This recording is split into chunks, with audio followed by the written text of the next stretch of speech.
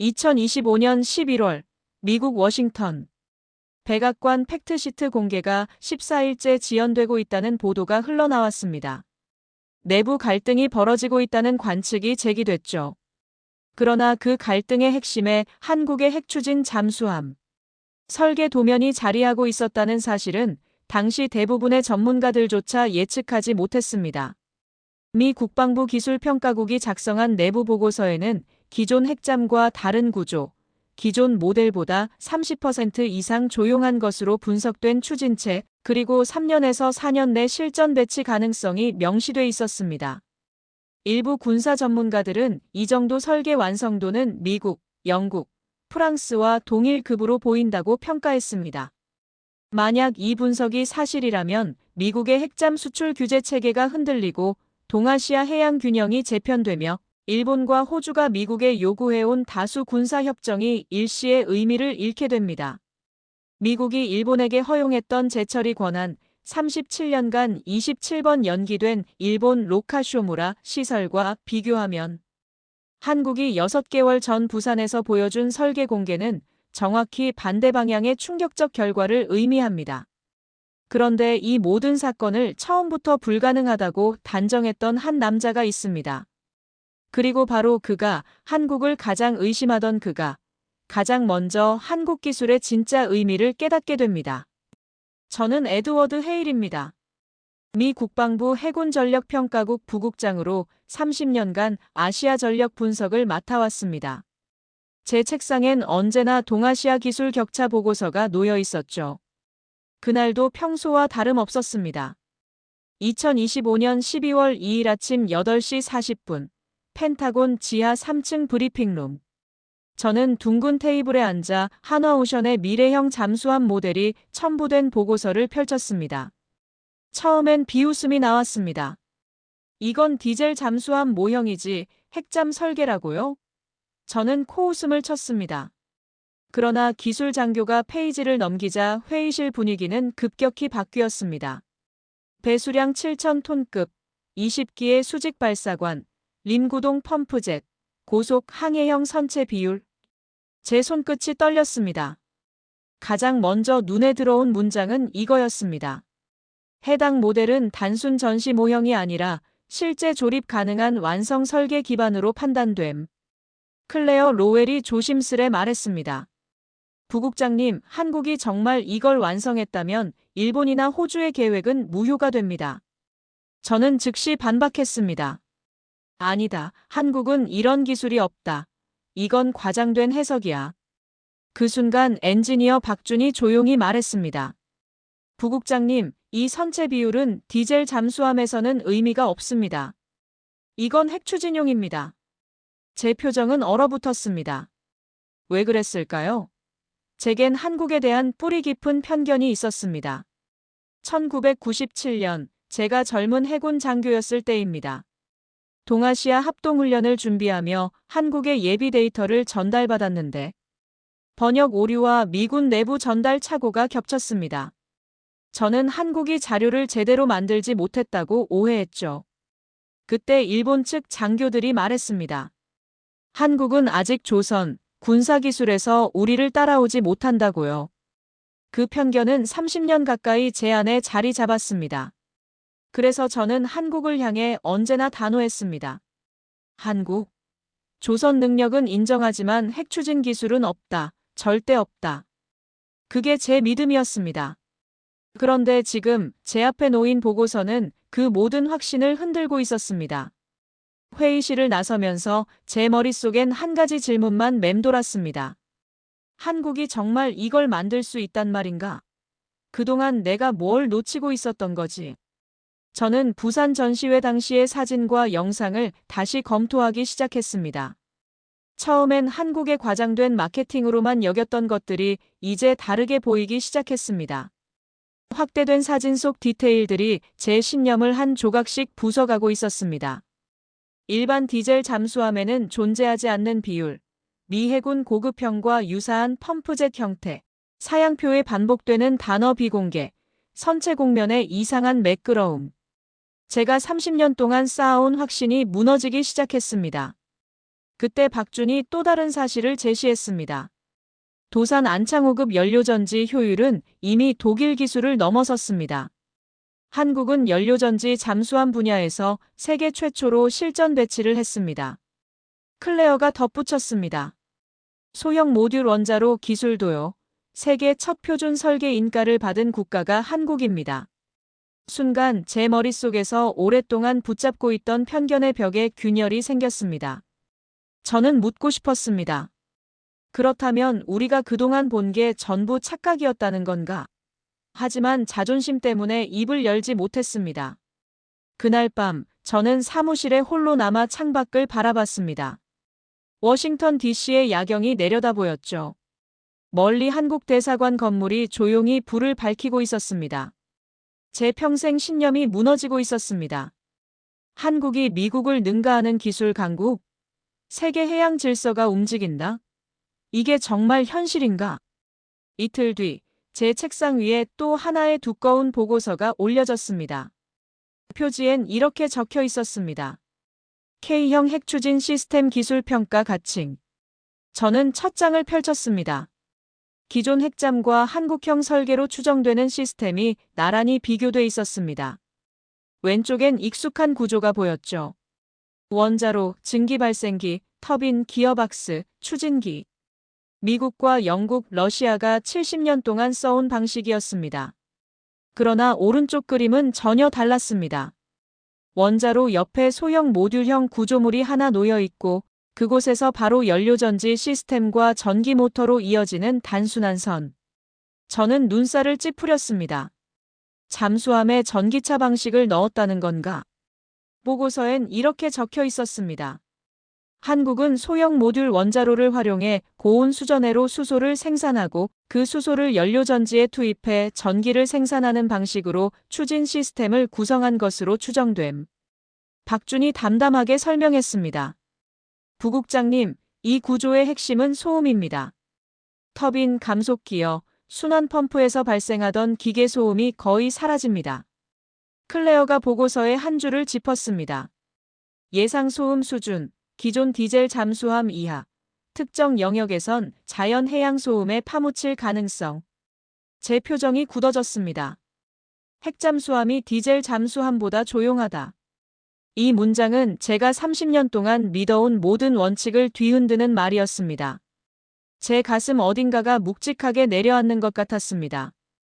박준이 말을 이었습니다. 도산 안창호급 수소연료전지 잠수함은 이미 실전 운용 중입니다. 한국은 이 기술을 단지 확장만 한 게 아니라 핵추진과 결합하는 쪽으로 진화시킨 것 같습니다. 저는 보고서의 결론 부분에서 눈을 떼지 못했습니다. 해당 시스템이 완성될 경우 이는 잠수함 추진 역사에서 가장 급진적이고 혁명적인 도약이 될 가능성이 높음. 동맹국 및 잠재적 경쟁국이 이를 추격하는데 수십 년이 소요될 수 있음. 그 문장을 읽는 동안 1997년 일본 연수 당시 들었던 말들이 머릿속에서 천천히 지워지고 있었습니다. 한국은 아직 멀었다는 오래된 문장이 한국이 새로운 규칙을 만들고 있다는 인식으로 바뀌기 시작한 순간이었습니다. 저는 창밖을 바라봤습니다. 펜타곤 건물 밖으로 겨울 하늘이 펼쳐져 있었죠. 차가운 바람이 유리창을 흔들었습니다. 제 안에 무언가도 흔들리고 있었습니다. 30년간 쌓아온 확신, 한국은 절대 못한다는 믿음, 그 모든 것이 무너지고 있었습니다. 하지만 저는 끝내 입을 굳게 다물었습니다. 제 자존심은 여전히 저항하고 있었습니다. 인정하고 싶지 않았습니다. 제가 그동안 틀렸다는 사실을, 한국을 과소평가했다는 사실을 말이죠. 그날 밤 저는 집으로 돌아가지 못했습니다. 사무실에 남아 보고서를 계속 읽었습니다. 한 페이지, 또 한 페이지. 읽을수록 제 확신은 산산이 부서졌습니다. 한국이 만든 건 단순한 잠수함이 아니었습니다. 이건 해양 전략의 패러다임을 바꾸는 혁명이었습니다. 그리고 저는 깨달았습니다. 제가 한국을 무시한 게 아니라 한국이 조용히 모든 준비를 마쳤다는 사실을요. 권한을 기다린 게 아니라 권한을 부여하지 않을 수 없는 상태를 만들어낸 겁니다. 새벽 3시, 저는 마침내 보고서를 덮었습니다. 제 손은 여전히 떨리고 있었습니다. 이제 남은 질문은 하나였습니다. 미국은 어떻게 대응할 것인가? 그리고 저는 이 상황에서 무엇을 해야 하는가? 며칠 뒤 국방부 전략실에서는 일본, 호주, 한국의 핵추진 역량 비교 보고서가 회람되고 있었습니다. 저는 그 보고서를 천천히 펼쳤습니다. 첫 장은 일본이었습니다. 로카쇼무라 사용 후 핵연료 재처리 시설. 1988년 착공, 1997년 완공 예정에서 2000년 연기, 이후 27차례 일정 변경, 2025년 현재 여전히 부분 가동, 시험 단계라는 문구. 저는 오랜 동맹국이자 기술 선진국으로 여겼던 일본이 37년 동안 권한을 갖고도 결과를 내지 못했다는 사실을 냉정한 숫자로 마주하게 됐습니다. 제 가슴이 답답했습니다. 다음 페이지는 호주였습니다. 2020년대 후반 설계 검토 시작, 2030년대 초반 본격 설계와 인력 양성, 2040년대 중반 첫 핵잠 인도 목표, 2050년대 초반 자체 건조 능력 확보 목표. 클레어가 조용히 말했습니다. 권한은 있지만 기반 산업이 부족합니다. 원전 경험도 대형 조선 경험도 제한적이죠. 사실상 30년짜리 기술 도입 계획에 가깝습니다. 마지막으로 보고서의 한국편이 펼쳐졌습니다. 상업용 원자로 20기 이상 운영 경험, 소형 모듈 원자로 설계 인가와 수출 경험, 세계 1위급 조선 산업과 대형 LNG선, 해양 플랜트, 잠수함 건조 실적, 수소 연료전지, 잠수함 실전 운용 국가. 그리고 맨 마지막 줄. 한국은 핵추진이라는 마지막 퍼즐 조각만 공식 승인 없이 보유하고 있었던 것으로 추정됨. 저는 펜 끝으로 보고서 여백을 천천히 두드렸습니다. 제 눈앞에는 세 개의 숫자가 동시에 떠올랐습니다.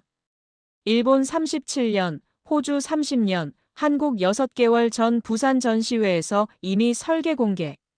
클레어는 조심스럽게 한 문장을 꺼냈습니다. 결국 권한보다 중요한 건 스스로 쌓아온 기술의 속도였던 것 같습니다. 저는 그 말을 쉽게 인정할 수 없었습니다. 하지만 머릿속 깊은 곳에서는 이미 동일한 결론에 다가가고 있었습니다. 미국이 일본에게 준 것은 권한이었고 한국이 스스로 만든 것은 기술이었습니다. 그리고 이제 백악관은 그 기술 앞에서 선택을 강요받고 있었습니다. 저는 자리에서 일어나 창가로 걸어갔습니다. 워싱턴 DC의 거리가 내려다 보였죠.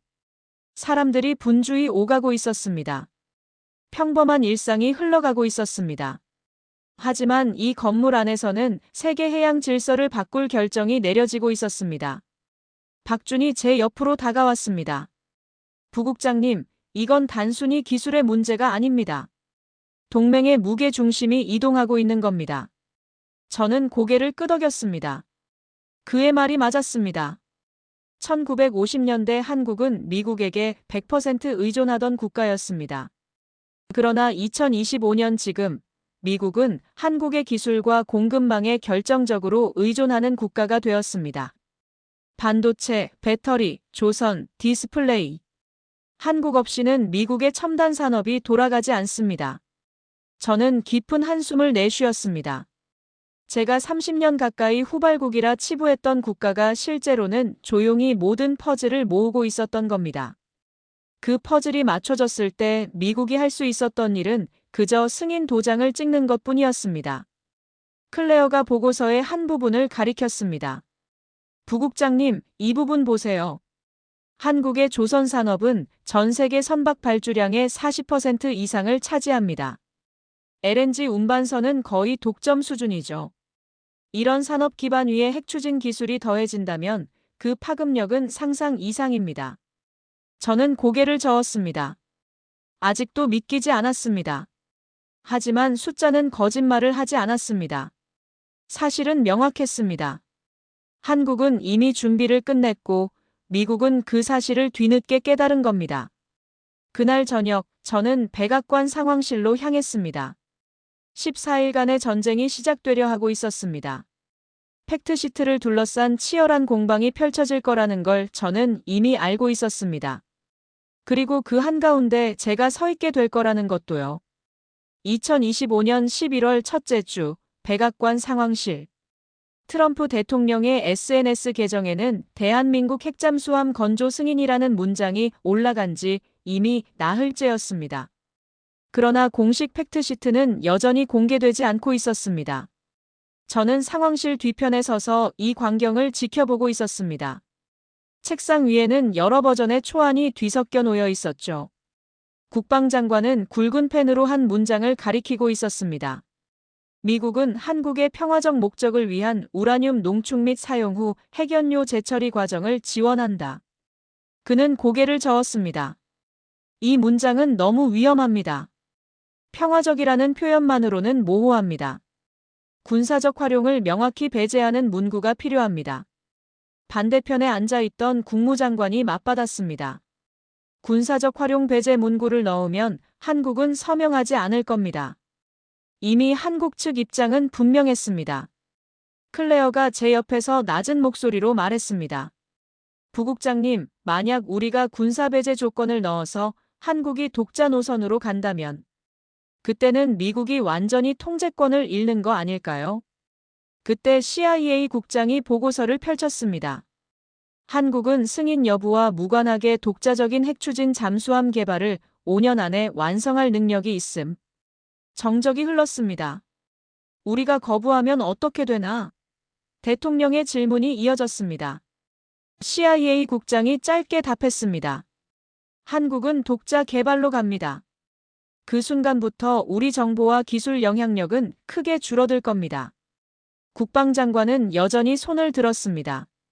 그렇다고 통제권을 완전히 포기할 순 없습니다. 저는 그 말을 들으며 쓴웃음을 지었습니다. 통제권? 이미 우리가 통제할 수 있는 건 없었습니다. 그러자 클레어가 처음으로 정면 발언을 했습니다. 장관님, 이미 통제하지 못하는 것을 통제하는 척하는 것이 더 위험할 수 있습니다. 한국은 지난 30년 동안 반도체, 조선, 원전, 배터리에서 우리가 예상한 속도를 이미 뛰어넘었습니다. 지금 이 제안은 이미 달성된 능력에 대한 사후 승인에 가깝습니다. 저는 그 말을 듣는 순간 제 가슴 어딘가가 묵직하게 내려앉는 것을 느꼈습니다. 과거 한국을 평가절하하던 보고서에 제 이름이 수차례 올라갔던 사실이 떠올랐습니다. 제가 얼마나 틀렸는지, 얼마나 오만했는지 깨닫는 순간이었습니다. 상황실의 공기는 제 감정과는 상관없이 흘러가고 있었습니다. 트럼프 대통령은 잠시 침묵한 뒤 문서를 내려다보며 말했습니다. 우리가 거부하면 한국은 혼자 간다. 우리가 승인하면 적어도 동맹이라는 이름 아래 옆자리에 서 있게 된다. 둘 중 어느 쪽이 미국에게 더 현실적인가? 그 질문은 단지 기술이나 군사 문제가 아니라 70년 동맹 구조 전체를 겨냥한 것이었습니다. 저는 깊게 숨을 들이마셨습니다. 이제 제가 결정해야 할 순간이 다가오고 있었습니다. 회의는 밤늦게까지 이어졌습니다. 국방장관과 국무장관의 공방이 계속됐죠. 한쪽은 통제를 주장했고 다른 한쪽은 현실을 받아들이라고 말했습니다. 그 사이에서 저는 고민에 빠졌습니다. 제 평생 신념이 무너지고 있었습니다. 한국은 절대 못한다던 그 확신이 산산조각 나고 있었습니다. 하지만 동시에 새로운 깨달음이 찾아왔습니다. 한국은 미국의 경쟁자가 아니라 파트너였습니다. 아니, 어쩌면 미국이 한국을 필요로 하는 시대가 온 겁니다. 새벽 2시 회의가 끝났습니다. 저는 상황실을 나서며 창밖을 바라봤습니다. 백악관 정원에 눈이 내리고 있었습니다. 하얀 눈송이들이 조용히 땅에 쌓이고 있었죠. 마치 제 안에 쌓여가는 깨달음처럼 말입니다. 클레어가 제 옆으로 다가왔습니다. 부국장님, 괜찮으세요? 저는 고개를 끄덕였습니다. 괜찮아, 그냥 생각이 많아서. 그녀는 이해한다는 듯 미소 지었습니다. 우리는 함께 복도를 걸었습니다. 긴 복도 끝에 한국 국기가 걸려 있었습니다. 저는 그 국기를 바라보며 생각했습니다. 저 나라가 이렇게 빨리 성장할 줄 누가 알았을까? 70년 전 전쟁의 폐허에서 일어나 이제 미국과 어깨를 나란히 하는 나라가 될 줄 누가 예상했을까? 백악관의 결론이 정리되던 바로 그 시점, 다른 한쪽에선 또 다른 보고서 한 부가 조용히 돌고 있었습니다. 제목은 이랬습니다. 동아시아 해저 케이블 및 K 핵잠수함 결합 시나리오 분석 초안. 저는 그 보고서를 펼쳤습니다. 한국 주변 해역을 가로지르는 해저 케이블 지도와 함께 빽빽한 점들이 찍혀 있었습니다. 한국, 일본, 중국을 연결하는 케이블 허브, 태평양으로 뻗어나가는 국제 해저 회선, 일부 구간에 표시된 장기 해저 장비 실험 지역 추정이라는 메모. 박준이 그 지도를 가리키며 말했습니다. 부국장님, 2019년부터 부산 인근 해역에서 진행된 장기 자망 실험 기록들이 있습니다. 공식적으로는 단순 잠수함 성능 시험으로 발표됐지만 데이터를 보면 해저 설비와의 장기 연동 테스트가 반복됐습니다. 저는 아직 이해하지 못한 표정이었습니다. 그러니까 한국이 핵잠으로 뭘 하려 한다는 건가? 클레어가 대신 설명을 이어갔습니다. 핵잠수함 하나에는 수십 년간 연료 교체 없이 전력을 생산할 수 있는 소형 원자로가 탑재됩니다. 만약 그 전력을 단지 함체를 움직이는 데만 쓰지 않고 해저 케이블, 해저 기지, 무인 설비에 공급할 수 있다면요. 박준이 결론을 말했습니다.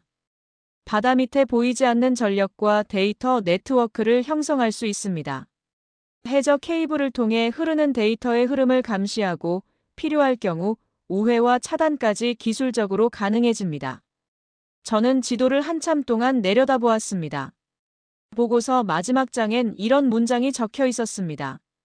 K 핵잠 프로그램은 단순 군사력 강화를 넘어 해저 인프라의 전력 공급자이자 감시자가 될 가능성이 있음. 동아시아 해저 인프라의 60%에서 70%가 한국의 기술 영역과 중첩될 경우 이는 새로운 형태의 해양 패권으로 이어질 수 있음. 제 머릿속이 복잡해졌습니다. 이제 저는 더 이상 한국을 조선 기술 좋은 중견국으로만 볼 수 없었습니다. 완전히 새로운 문장이 떠오르고 있었습니다.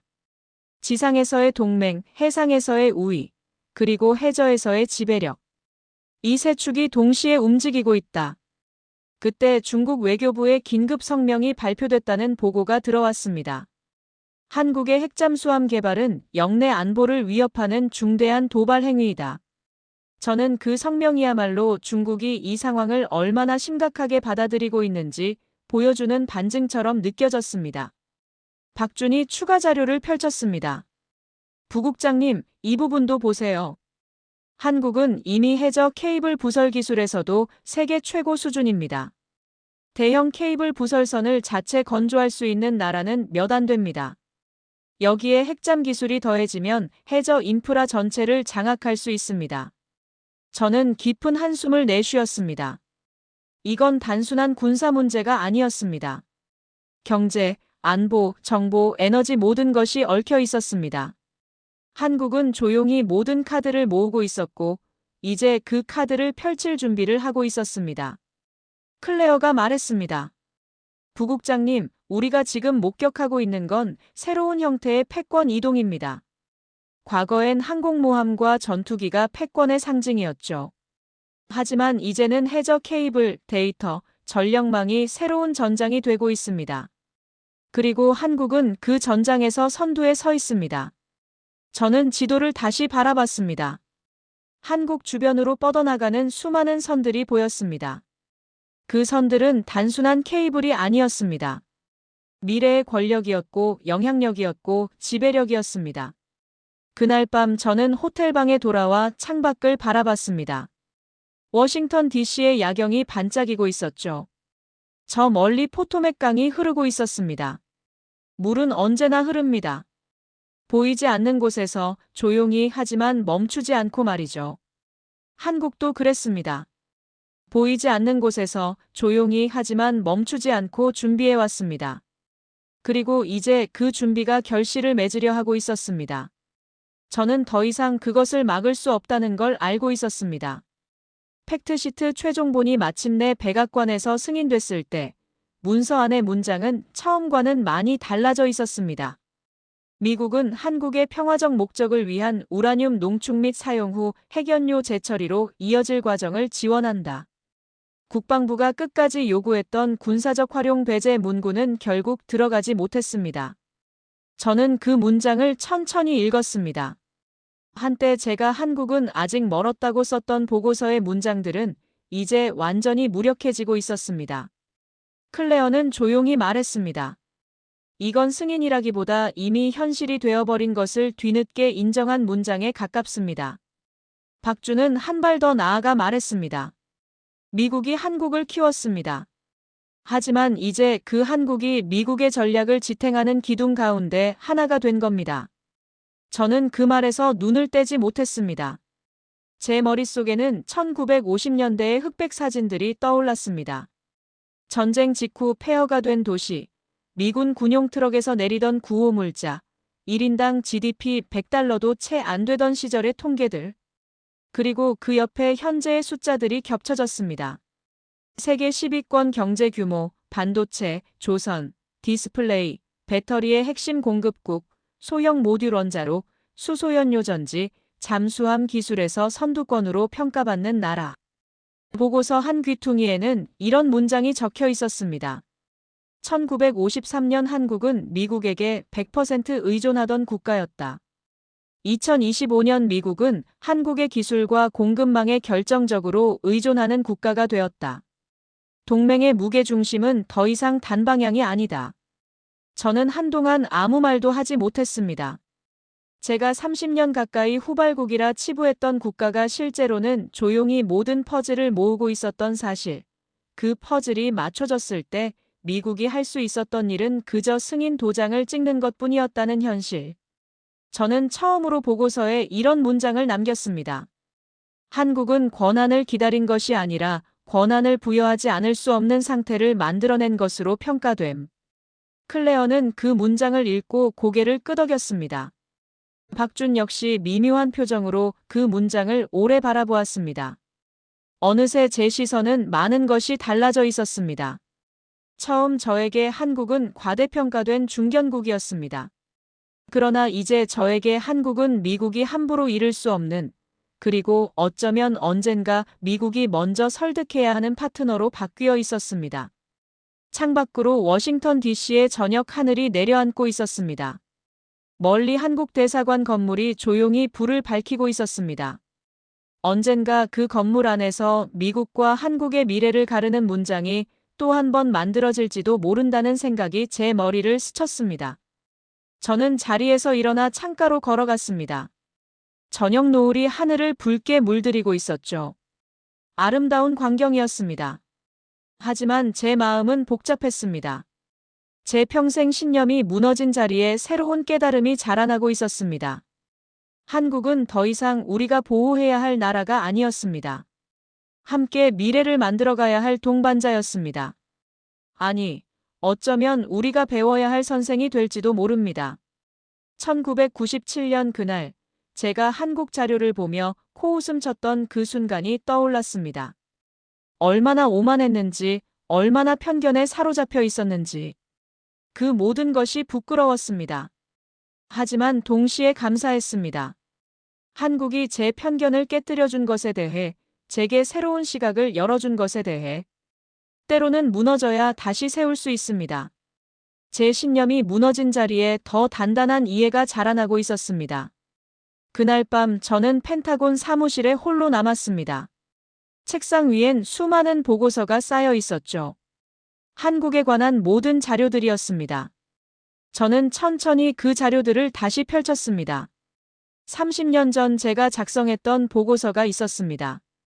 한국의 기술 수준은 아직 선진국 대열에 진입하지 못했음. 조선 산업을 제외하면 대부분 분야에서 일본에 의존하고 있음. 독자적 핵심 기술 개발 능력은 제한적임. 저는 쓴웃음을 지었습니다. 얼마나 틀렸는지, 얼마나 오판했는지. 그 모든 문장이 지금은 무의미해졌습니다. 한국은 제가 예상한 것보다 훨씬 빠르게, 훨씬 높이 성장했습니다. 다음 보고서를 펼쳤습니다. 2010년대 중반 작성된 것이었죠. 한국의 반도체 산업은 성장하고 있으나 핵심 장비는 여전히 미국과 일본에 의존. 배터리 기술은 발전하고 있으나 원천 기술은 부족. 조선 산업은 세계 최고 수준이나 고부가 가치 선박은 제한적. 저는 고개를 저었습니다. 이것도 틀렸습니다. 한국은 이미 반도체에서 세계 최고 수준에 도달했고 배터리에서는 독보적인 위치를 차지했으며 조선에서는 LNG선과 같은 고부가 가치 선박을 독점하다시피 하고 있었습니다. 제가 한국을 바라본 시선은 언제나 과거에 머물러 있었습니다. 한국이 빠르게 변하고 있을 때 저는 여전히 옛날의 한국을 보고 있었던 겁니다. 그게 제 가장 큰 실수였습니다. 박준이 사무실로 들어왔습니다. 부국장님, 아직도 여기 계셨군요. 저는 고개를 끄덕였습니다. 그냥 생각을 좀 정리하고 있어. 그가 제 옆에 앉았습니다.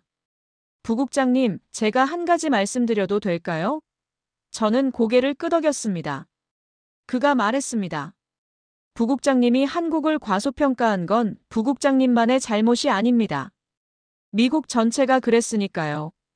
우리는 한국을 항상 도와줘야 할 나라로만 봤습니다. 함께 성장하는 파트너로 보지 못했죠. 저는 그의 말을 들으며 고개를 끄덕였습니다. 맞는 말이었습니다. 미국은 한국을 언제나 후배로 보호해야 할 대상으로만 봤습니다. 한국이 어느새 미국과 어깨를 나란히 하는 나라가 됐다는 걸 인정하지 못했죠. 박준이 계속 말했습니다. 하지만 이제 부국장님은 달라지셨습니다. 인정하는 용기를 보여주셨죠. 그게 가장 중요합니다. 틀렸다는 걸 인정하고 새로운 시각으로 바라보는 것. 그게 진정한 전문가의 자세입니다. 저는 깊은 한숨을 내쉬었습니다. 고마워, 박준. 내 말이 위로가 돼. 그가 미소 지었습니다. 천만에요, 부국장님. 우리 모두 배우고 있는 겁니다. 그날 밤 저는 새로운 보고서를 작성하기 시작했습니다. 제목은 이랬습니다. 한국 핵추진 잠수함 프로그램에 대한 재평가와 미국의 전략적 대응 방안. 저는 키보드를 두드리기 시작했습니다. 본 보고서는 기존 평가를 전면 수정하고 한국의 실제 기술 수준과 전략적 의도를 재분석한다. 결론부터 말하자면 한국은 이미 핵추진 잠수함을 독자 개발할 수 있는 모든 기술적 역량을 보유하고 있으며 미국의 승인 여부와 무관하게 개발을 진행할 것으로 판단된다. 저는 계속 썼습니다. 따라서 미국의 전략은 한국을 통제하려는 시도에서 벗어나 함께 협력하는 방향으로 전환되어야 한다. 한국은 더 이상 보호 대상이 아니라 전략적 파트너이며 경우에 따라서는 미국이 한국의 기술과 역량에 의존해야 하는 상황도 발생할 수 있다. 문장을 쓰면서 제 마음이 한결 가벼워지는 것을 느꼈습니다. 진실을 마주하는 건 고통스럽지만 동시에 자유롭게 만들어줍니다. 제가 30년 동안 붙들고 있던 편견을 내려놓는 순간 새로운 가능성이 보이기 시작했습니다. 새벽 4시, 저는 마침내 보고서를 완성했습니다. 총 50페이지에 달하는 분량이었죠. 저는 파일을 저장하고 의자에 깊이 몸을 기댔습니다. 창밖으로 동이 트기 시작했습니다. 새로운 하루가 시작되고 있었습니다. 그리고 미국과 한국의 새로운 관계도 시작되고 있었습니다. 저는 그 시작점에 서 있었고 이제는 올바른 방향을 가리킬 수 있게 됐습니다. 일주일 뒤 저는 백악관 브리핑에 참석했습니다. 제가 작성한 보고서를 바탕으로 대통령에게 직접 브리핑하는 자리였죠. 긴장됐습니다. 하지만 동시에 확신도 있었습니다. 트럼프 대통령이 회의실에 들어왔습니다. 모두가 일어섰죠. 대통령이 자리에 앉으며 말했습니다. 헤일 부국장, 보고서 잘 읽었네. 자네 의견을 직접 듣고 싶어. 저는 깊게 숨을 들이마시고 말하기 시작했습니다. 대통령님, 한국의 핵추진 잠수함 프로그램은 우리가 생각했던 것보다 훨씬 진전돼 있습니다. 기술적으로는 이미 완성 단계에 있고 정치적 결단만 남은 상태입니다. 대통령이 물었습니다. 그래서 우리가 어떻게 해야 한다는 건가? 저는 분명하게 답했습니다. 승인해야 합니다. 그리고 협력 관계를 강화해야 합니다. 우리가 거부하면 한국은 독자 노선으로 갈 것이고 그때는 우리가 완전히 영향력을 잃게 됩니다. 국방장관이 끼어들었습니다. 하지만 통제 메커니즘은 필요하지 않나? 저는 고개를 저었습니다. 장관님, 솔직히 말씀드리면 우리가 한국을 통제할 수 있는 시대는 이미 지났습니다. 한국은 반도체, 배터리, 조선, 디스플레이에서 우리가 의존하는 나라입니다. 이제는 상호 의존의 시대입니다. CIA 국장이 동의했습니다. 헤일 부국장 말이 맞습니다. 한국의 기술 역량은 우리 예상을 훨씬 뛰어넘었습니다. 이제는 함께 가는 수밖에 없습니다. 대통령이 잠시 생각에 잠겼습니다. 그리고 말했습니다. 좋아, 헤일 부국장 제안을 받아들이겠네. 한국과의 협력을 강화하는 방향으로 가지. 하지만 명확한 가이드라인은 필요해. 저는 고개를 끄덕였습니다. 물론입니다, 대통령님. 평화적 목적이라는 원칙 아래 구체적인 협력 방안을 마련하겠습니다. 대통령이 만족스러운 표정을 지었습니다. 회의가 끝난 뒤 클레어가 제게 다가왔습니다. 부국장님 훌륭했어요. 저는 미소 지었습니다. 고마워, 클레어. 내 도움이 컸어. 그녀가 말했습니다. 아니에요. 부국장님이 변화를 받아들인 용기가 가장 컸죠. 박준도 다가왔습니다. 부국장님 축하드립니다. 이제 미국과 한국의 관계가 새로운 단계로 접어들 겁니다. 저는 고개를 끄덕였습니다. 그래, 이제 시작이야. 그날 저녁, 저는 포토맥 강변을 걷고 있었습니다. 강물이 조용히 흐르고 있었죠. 석양이 강물을 황금빛으로 물들이고 있었습니다. 아름다운 광경이었습니다. 저는 생각했습니다. 1950년 미국은 한국에 손을 내밀었습니다. 전쟁으로 폐허가 된 나라를 일으켜 세우기 위해서였죠. 그로부터 75년 한국은 세계 10위권 경제대국이 됐고 첨단 기술 강국이 됐습니다. 미국이 한국을 키웠습니다. 하지만 이제 한국은 미국을 지탱하고 있습니다.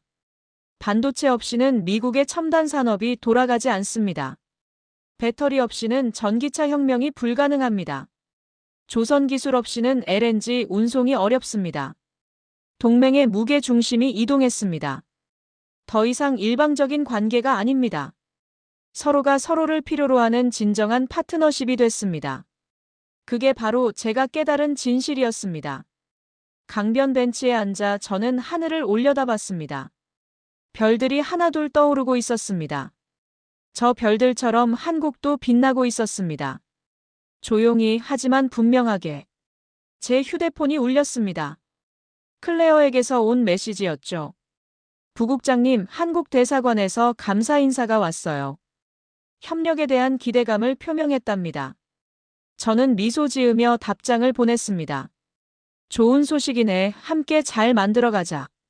휴대폰을 내려놓고 저는 다시 강물을 바라봤습니다. 물은 계속 흐릅니다. 멈추지 않고 쉬지 않고. 역사도 그렇게 흐릅니다. 때로는 예상치 못한 방향으로, 때로는 놀라운 속도로. 한국의 성장도 그랬습니다. 누구도 예상하지 못한 속도로, 누구도 막을 수 없는 힘으로.